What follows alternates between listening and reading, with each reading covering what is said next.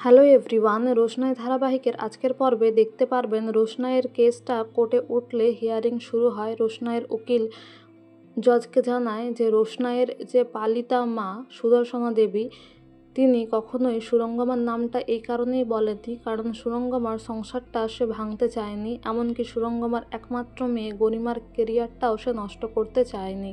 তাই সুরঙ্গমার কথা, রঞ্জন প্রসাদের কথা কাউকেই জানায়নি, রোশনাই জন্মের কথা কাউকে বলেনি। এদিকে আরণ্যকের বাবা বলে জজ সাহেবকে যে আরণ্যকের সঙ্গে সুরঙ্গমার মেয়ে গরিমার অলরেডি বিয়ে হয়ে গেছে, তারা সুখেই আছে। কিন্তু রোশনাই তাদের বাড়িতে এসে শুধুমাত্র টাকার জন্য আরণ্যকের পেছনে পড়ে আছে, আর সুদর্শনা দেবী আরণ্যকের পেছনে রোশনাইকে লাগিয়ে দিয়েছে কারণ আরণ্যকের অনেক টাকা পয়সা।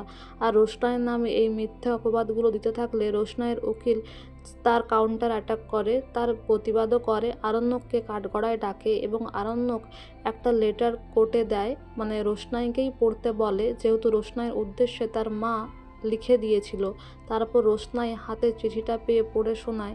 তার মা শুধু চিঠিতে এটাই বলে তার বাবা গুরুজি রঞ্জন প্রসাদ, আর রোশনাই যেন অনেক নাম করে শিক্ষিত হয়ে তার বাবার সামনে এসে দাঁড়ায় আর তার পরিচয় জিজ্ঞাসা করে, কেন তাকে অস্বীকার করেছে এটা যেন জিজ্ঞাসা করে। এদিকে আরণ্যকের বাবা বলে এতে তো পরিষ্কার লেখাই আছে রঞ্জন প্রসাদ তার বাবা হলেও সুরঙ্গমার নাম তো সেখানে লেখা নেই, তাহলে সুরঙ্গমাকে কেন দোষী সাব্যস্ত করা হচ্ছে। এদিকে আরণ্যক রোশনাইকে নিয়ে চলে যায়।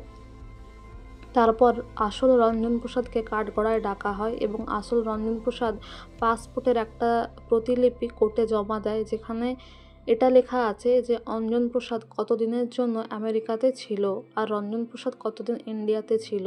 আর সেই সময় যে সুরঙ্গমা কনসিভ করেছে, প্রেগনেন্সির রিপোর্টটাও, মানে রোশনাইয়ের যে নার্সিংহোমে জন্ম হয় তার রিপোর্টটাও নিয়ে আসে আসল রঞ্জন প্রসাদ, আর সেটা কোর্টে প্রমাণস্বরূপ পেশ করে। আর আসল রঞ্জন প্রসাদের কানে তিল আছে, নকল রঞ্জন প্রসাদের কানে তিল নেই, মানে অঞ্জন প্রসাদের কানে তিল নেই, তারও প্রমাণস্বরূপ কোর্টে তথ্য পেশ করে আসল রঞ্জন প্রসাদ। এদিকে হিয়ারিংয়ের পরে গরিমা জানায় রোশনাইকে যে তুমি তো মরে গেছিলে, কেন ফিরে এসছো? তুমি মরে যাওয়ার পর আমি ভেবেছিলাম এবার একটু আমি শান্তি পাবো।